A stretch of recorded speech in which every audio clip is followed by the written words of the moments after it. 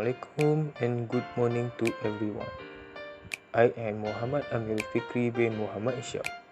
My student ID is B0921100085. I am student from Faculty of Engineering Technology, Mechanical and Manufacturing, University Technical Malacca, Malaysia. Today, I want to talk about engine oil servicing.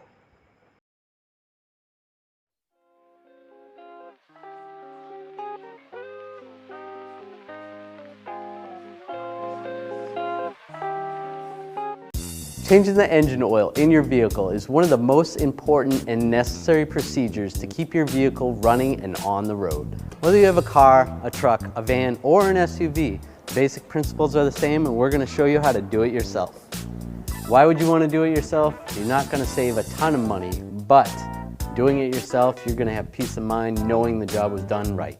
Items you're going to need are oil, an oil filter. Based on your vehicle, you may need an oil filter socket, cup, or strap wrench. To get the drain plug off, you're going to need a wrench or a socket and ratchet. You're going to need a drain pan and a funnel, also gloves and rags, and if you can't get under your vehicle, a jack and jack stands. If you need any of these tools, check out DR.ADNAN.com.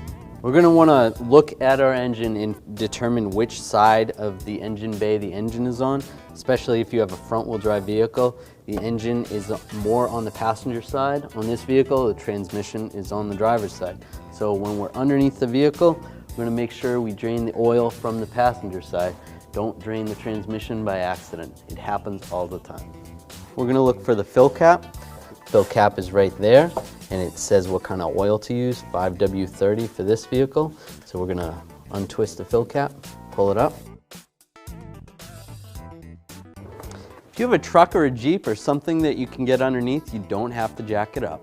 But if you have a vehicle that's really low, something like this, you're gonna have to raise it up. When raising the vehicle, you wanna make sure you use the proper jacking locations on the vehicle, and you wanna be on a solid level surface, and you don't wanna be in the dirt. Make sure you remove the drain plug counterclockwise. You do not want to tighten it by accident and damage the pan. Now we can let the oil drain out completely. So you're going to want to look at your drain plug, make sure the threads look pretty good. This one looks okay. And also keep in mind the gasket. If the gasket looks like it's torn or crushed at all, you're going to want to replace it. Sometimes you'll have a metal gasket, and it's a good idea to replace the metal ones every time. But with the rubber ones, as long as it looks okay, you can just reuse it. Now we're going to reinstall the drain plug. Take our wrench. And once the drain plug's snug, I'm just going to snug it up a little bit more. And that's good. You don't want to over tighten it or you could damage the oil pan. Now we're going to locate your oil filter.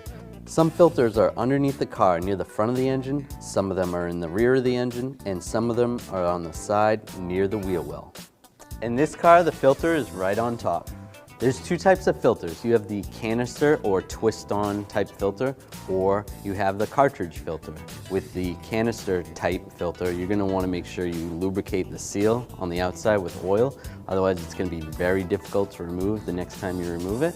And when you're installing these types of filters, once it's snug, you give it another quarter turn and that's it.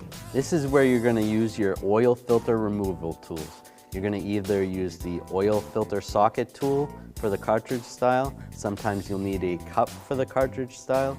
Also for the canister style, if you have the correct cup, that will work for that as well, or a strap wrench.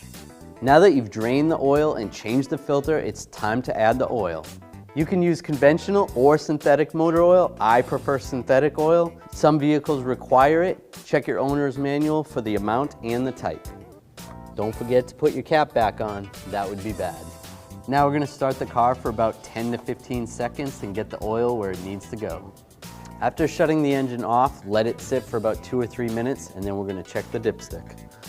We're going to wipe off the dipstick first, reinsert the dipstick, and then pull it out, and we'll check the level. So you want to make sure the oil level is in between these hash marks. If you just changed it, then you want it up closer to the top of it, which it is. So we're actually perfect right there. We don't have to add any.